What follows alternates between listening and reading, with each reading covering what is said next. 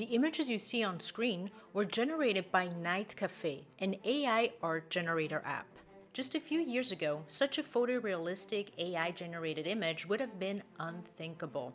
Large language models, or LLMs for short, are capable of writing realistic dialogues, composing music, creating images, and more.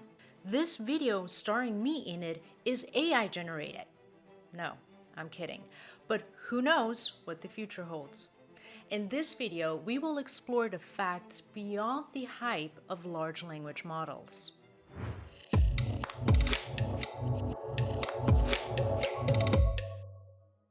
Let's set the foundation of this video by answering the question, what is a large language model? An LLM is essentially a complex AI model trained on massive datasets of text and code. Imagine feeding a computer program every book from all the libraries in the entire world, every website that was ever published, and every social media post ever written. That's the kind of data LLMs devour. Based on this data, LLMs learn to understand and generate human language. LLMs can analyze text, grasp sentiment, and even mimic writing styles. LLMs can predict and complete sequences. They excel at pattern recognition, anticipating the next word in a sentence or the next step in a code snippet. Now that we know what LLMs are, let's dig a bit deeper and have a look at 5 facts. We'll start out by having a look at the training data. As the word large in large language models implies, the data used for training LLMs is large, very large. These datasets of text and code often encompass terabytes or even petabytes of information. This data is often scraped or extracted from websites using bots. LLMs learn how to perform tasks through statistical analysis of the data they have been trained on. And herein lies a challenge. Let me explain. Imagine an LLM was trained on all the books found in a specific library. That library happens to contain books from one author only who writes about criminal lawsuits. If you were to use that LLM to create a copy for a marketing campaign to sell a computer mouse, it might sound something like this. The gavel slams. The jury's in. You walk free, acquitted, leaving the courtroom a changed man. But the battle wasn't won with words alone.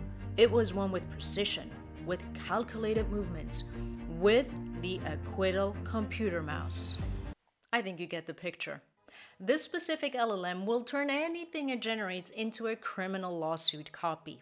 So you see, the output of an LLM is only as good as the data it's trained on.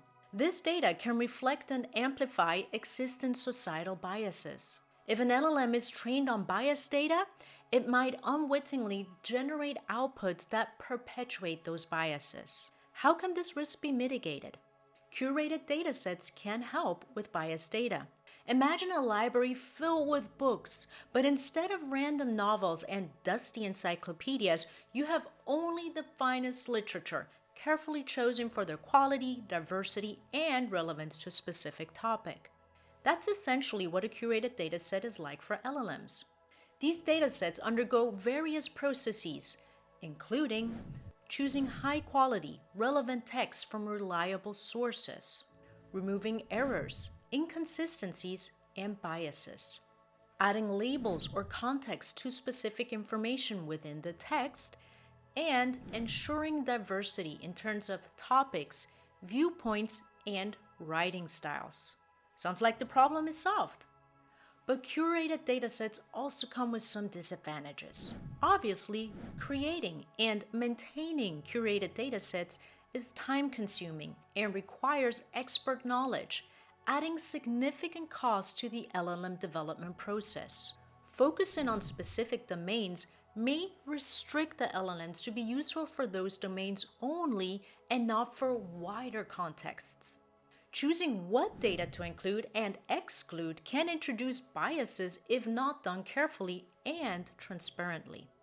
Depending on the domain, high-quality curated data might be scarce, restricting the scope of possible applications. Ultimately, the choice between curated and general datasets depends on the specific goals and resources available for developing LLMs. LLMs are black boxes in the sense that it's difficult to explain their outputs. Why so? Again, let's use an analogy. This time, I want you to imagine a cake with dozens of layers stacked together. Each layer in an LLM's neural network processes information, passing it on to the next with adjustments based on learned patterns. These layers do things like convert words into numerical representations, analyze the relationships between words in a sequence, use the encoded information to generate an output like predicting the next word or composing text. Allow the model to focus on specific parts of the input that are most relevant to the current task. Now imagine not just one cake, but an entire bakery of them, each slightly different, working together. LLMs often employ multiple of these networks in parallel, processing information at different levels and angles. This adds another layer of complexity to understanding how they arrive at their outputs. With all these layers interacting and adjusting weights based on vast amounts of data, the exact reasoning behind an LLM's decision becomes murky.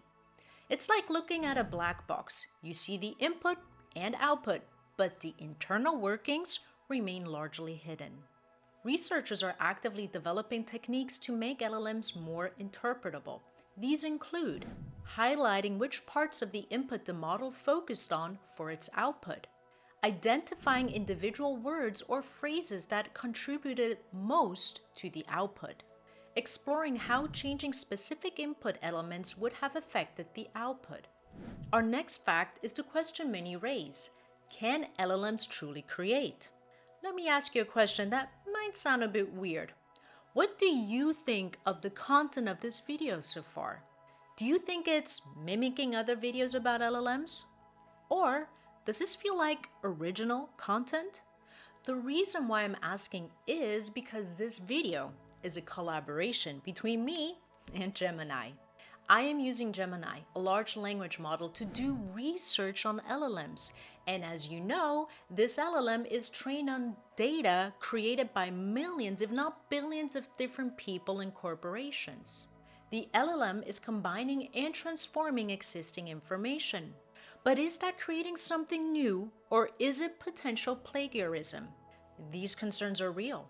For instance, the New York Times sued OpenAI and Microsoft over AI use of copyrighted work. Several authors have also sued OpenAI for infringing on authors' copyrights. It remains to be seen what outcome these lawsuits will have and what impact they will have on generative AI and LLMs. The tech companies who create LLMs, like OpenAI and Google specifically, are aware of these risks. For example, OpenAI's CEO Sam Altman has said that OpenAI would cover its clients' legal costs for copyright infringement suits rather than remove the material from its training sets.